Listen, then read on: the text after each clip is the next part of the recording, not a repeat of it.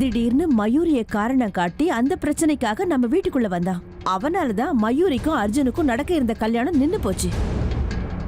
அப்புறம் அவன் மேல எந்த தப்பும் இல்லைன்னு தெரிஞ்சது.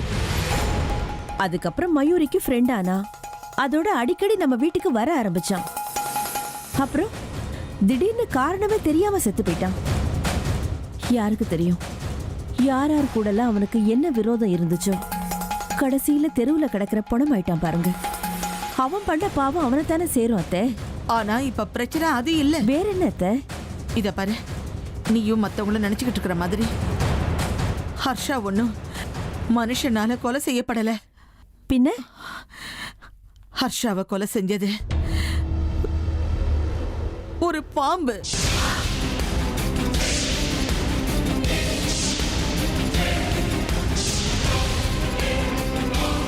அத்தை நீங்க என்ன சொல்றீங்க? அவன் பாம்பால செத்து போனானா என்ன அர்த்தம்? அந்த மாதிரிலாம் நடக்கிறதுக்கு வாய்ப்பே இல்ல. ஹர்ஷா பாம்பு கடிச்சு செத்தானா என்னால நம்பவே முடியல. எனக்கு புரியுது ஹேமா, இப்ப நீ எவ்வளவு பதட்டமா இருக்க, உன் மனசுல என்னென்ன கேள்வியெல்லாம் ஓடிக்கிட்டு இருக்குன்னு பாருமா. இனிமே உங்ககிட்ட எந்த விஷயத்தையும் மறைச்சு வைக்கிறதால ஒரு பிரயோஜனமும் இல்லம்மா. அத்தை நீங்க என்ன சொல்ல வரீங்கன்னு எனக்கு ஒண்ணுமே புரிய மாட்டேங்குது. எந்த விஷயத்தை நீங்க என்கிட்ட இருந்து மறைச்சு வச்சிருக்கீங்க சொல்லுங்க. ஹேமா, இப்ப எல்லா உண்மைகளையும் சொல்றதுக்கான நேரம் வந்துடுச்சு. இது வரைக்கும் நான் யார்கிட்டயுமே சொல்லாத உண்மைகளை எல்லாம் இப்ப உங்ககிட்ட சொல்ல போறேன்.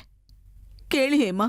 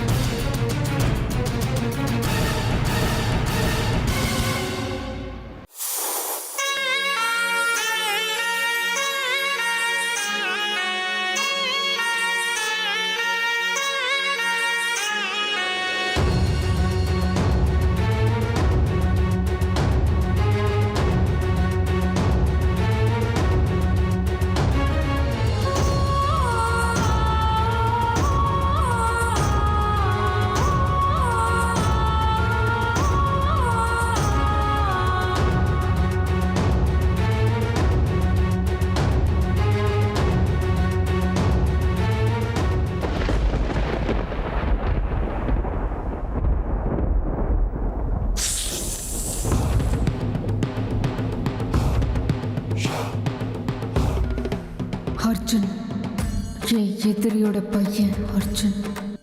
நியாயமா பார்த்தா என்னைக்கோ என் கையால கொலை செய்யப்பட்டு என் மனசுல எரிஞ்சுக்கிட்டு இருக்கிற நெருப்பை அணைக்கக்கூடிய அர்ஜுன் இன்னமும் உயிரோட இருக்கான். அதுவும் என் கண்ணு முன்னாடி. அவனும் மாறல, சந்தர்ப்பமும் மாறல. அப்படின்னா மாறி இருக்கிறது நானா? அர்ஜுனுக்காக நான் மாறி இருக்கேனா? என்னால நம்பவே முடியல.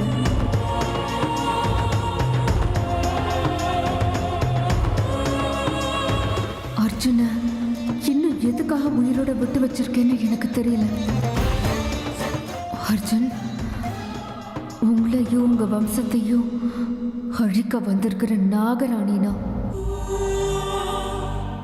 என் அப்பாவுக்கும் அம்மாவுக்கும் நடந்த அநியாயத்துக்கு உங்க வம்சத்தை முழுசா அழிக்கிறதுக்காக தான் நான் வந்திருக்கேன்.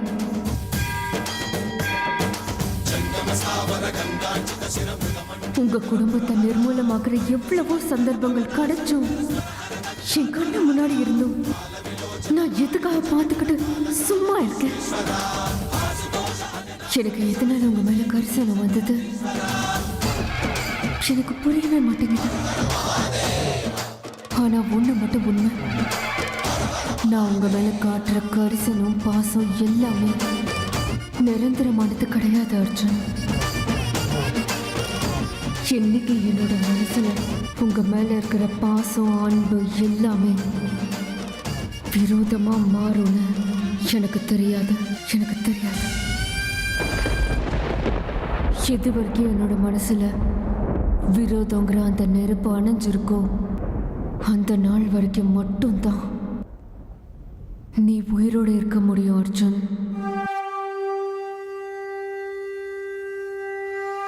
விரோதங்கிற நெருப்பு என் மனசுக்குள்ள கொழுந்து விட்டு எரிய ஆரம்பிச்சிருச்சுன்னா அர்ஜுனுங்கிறவன் உயிரோட இருக்க மாட்டான். கண்டிப்பா என்னோட கோபத்துக்கு பலியாகத்தான் போறேன். நீ செத்து போறத நான் பார்க்க தான் போறேன்.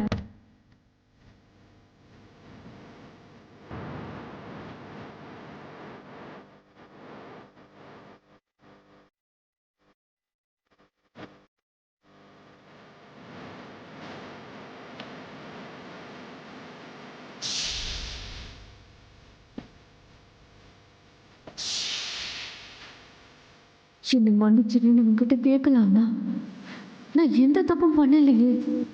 அதே மாதிரி நீயும் எந்த தப்பும் பண்ணல. நீ பண்ண பெரிய தப்பு என்னன்னா இந்த குடும்பத்துல பிறந்திருக்கிறது. அப்படி நீ பண்ண ஒரு தப்புக்கு நீ செலுத்த வேண்டிய வேலை என்னன்னு தெரியுமா? உன்னோட உயிர்.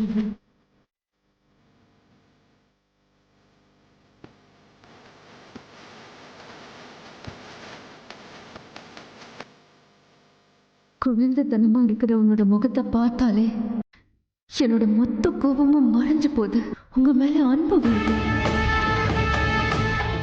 ஆனா உங்க வீட்டில் இருக்கிறவங்க என் குடும்பத்துக்கு செஞ்ச அநியாயத்தை நினைச்சு பார்க்கும்போது என்னோட எல்லா ஆசைகளும் மறைஞ்சு போகுது.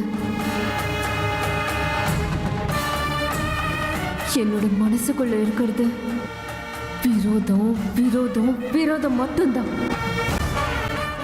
என்னோட போராட்டத்துக்கு தீர்வு கிடைக்கணும்னா இந்த அமிர்தா பாசத்தோட வலையில மாட்டிக்கவே கூடாது. பழி வாங்குறதுக்கு சீறி எந்திரிக்கணும். இப்போ நான் உன்னை பழி வாங்குறது அநியாயமா கூட இருக்கலாம். ஆனா எனக்கு அதை விட்ட வேற வழியே இல்லை.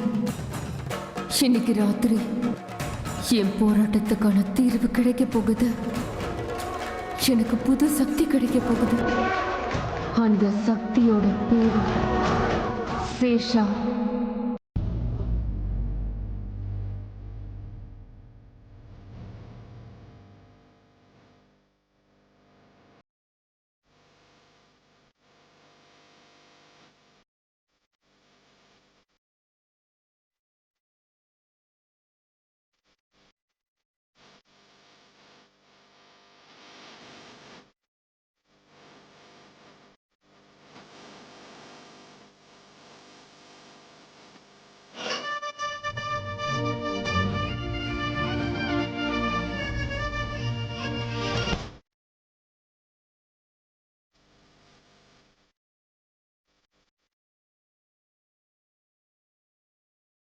நீங்க என்ன சொல்றீங்க அத்தை?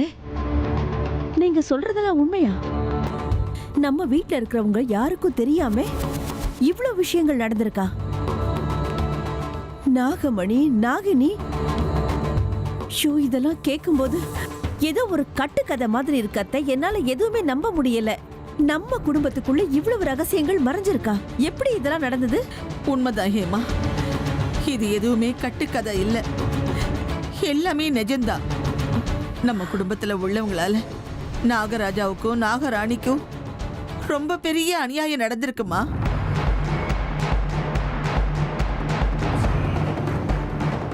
ஆமா ஹேமா, அவங்களுக்கு பண்ண அநியாயத்துக்காக நம்ம குடும்பத்தை பழி வாங்கறதுக்குன்னு அது துடியா துடிச்சுக்கிட்டு இருக்கு.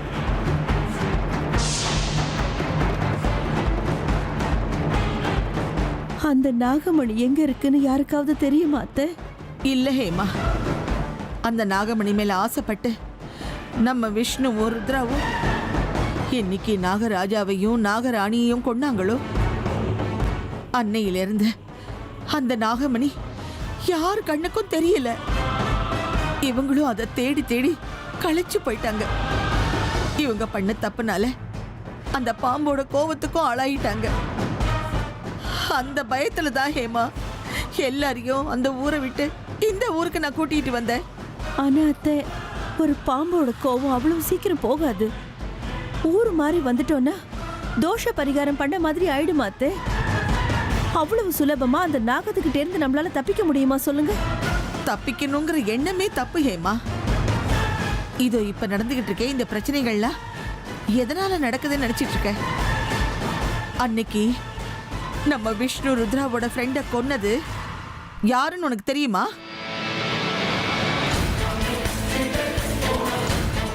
அப்படின்னா உங்க ஃப்ரெண்டு இறந்தது ஆக்சிடென்ட்னால இல்லையா அத்தை? அது இந்த உலகத்தோட கண்ணுக்கு தெரிஞ்ச ஒரு உண்மை.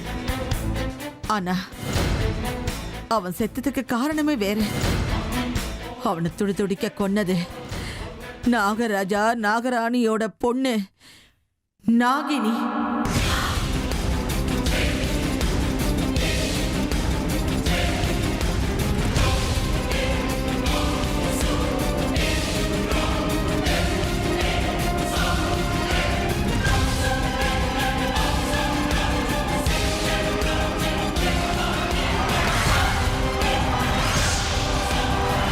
நம்ம வம்சத்தை சேர்ந்தவங்களை கொலை செய்யணும்னு கோவமா படம் எடுத்து நின்னுகிட்டு இருக்கா.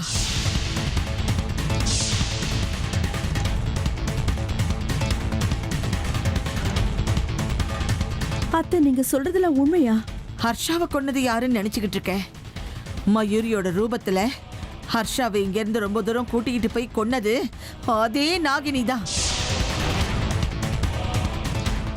அவளோட வழியில குறுக்கிடுறவங்களை எல்லாம் ஒருத்தர் விடாம ஒவ்வொருத்தரா கொண்டு பழி வாங்கிக்கிட்டு இருக்கா. இப்ப அவ வரிசையில இருக்கிறது 2 பேரு. அது நம்ம விஷ்ணு ருத்ரா.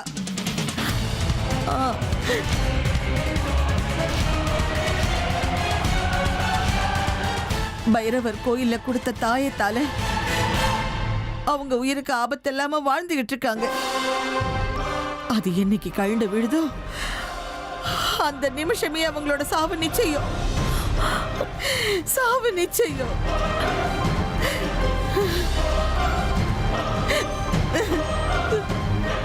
அந்த நாகினியோட பழி வாங்குற எண்ணத்திலிருந்து விஷ்ணு ருத்ராவை எப்படி காப்பாத்த போறோம்?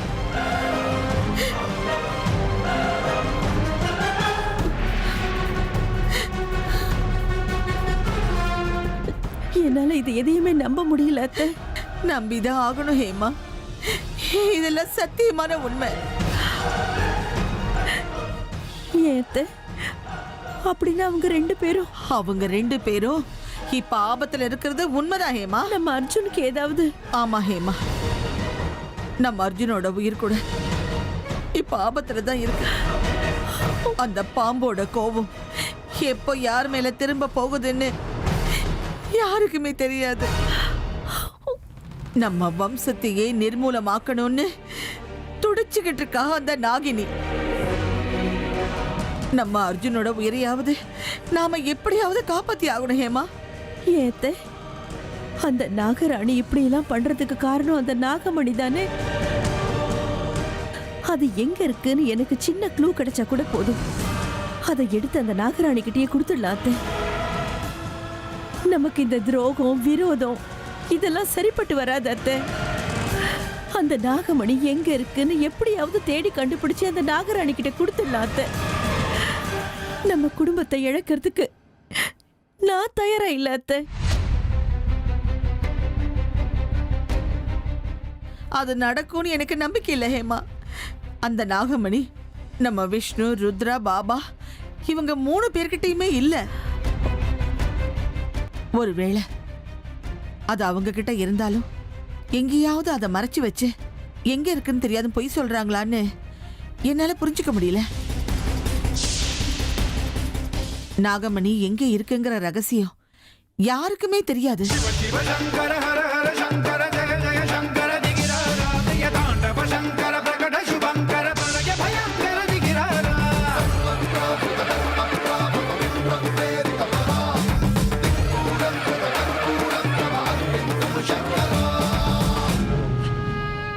தெரிஞ்சுதான் ஆகணும். நாகமணி எங்க இருக்குங்கிற ரகசியம் இன்னைக்கு இல்லைன்னா நாளைக்கு வெளியே வந்துதான் ஆகணும். கூடிய சீக்கிரமே இந்த குடும்பத்துல ஒருத்தவங்களை நான் பலி கொடுத்தே தீர்வேன். அப்படி நடந்ததுக்கு அப்புறம் எல்லா உண்மைகளும் வெளியே வரதான் போகுது. அதுக்காக நான் காத்துக்கிட்டு இருக்கேன்.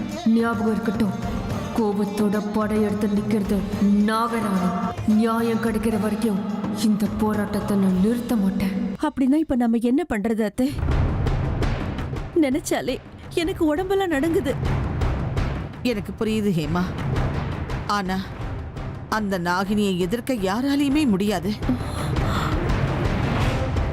ஆனாலும் இந்த பிரச்சனையிலிருந்து நம்ம குடும்பத்தை காப்பாத்தி வெளியில கொண்டு வந்துதான் தீரணும்.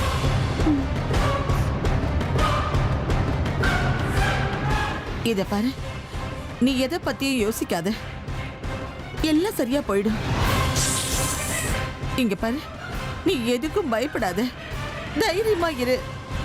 என்னது, நாகராணியா?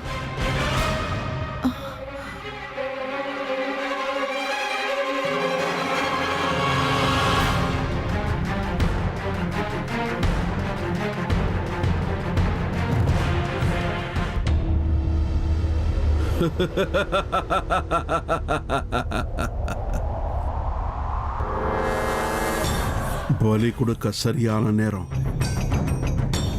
இனிமேல் நேரத்தை கடத்தக்கூடாது, சீக்கிரமே நடக்கணும். பார்த்தா காலம் உன்னை வர சொல்லி கூப்பிட்டுட்டு இருக்கு. தயாராயிரு, தயாராயிரு.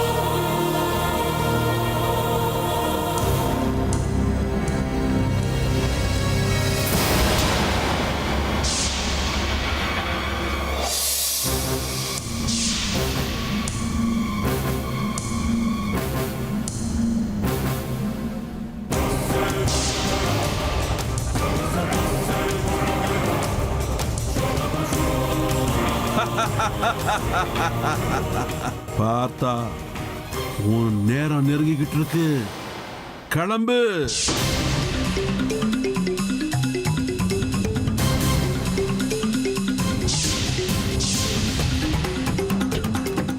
நான் என்ன தப்பு பண்ண? நான் ஏன் என் உயிரை விடணும்னு கேட்கிற கேள்வி சகஜம்தான். ஆனா எதுக்குன்னு தெரியுமா?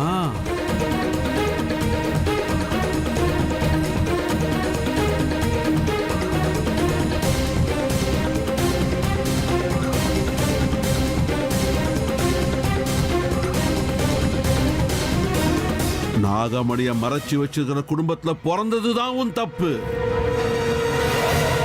அதுக்கான தண்டனையை நீ அனுபவிச்சுதான் ஆகணும். பெரிய தண்டனை அனுபவிச்சுதான் ஆகணும்.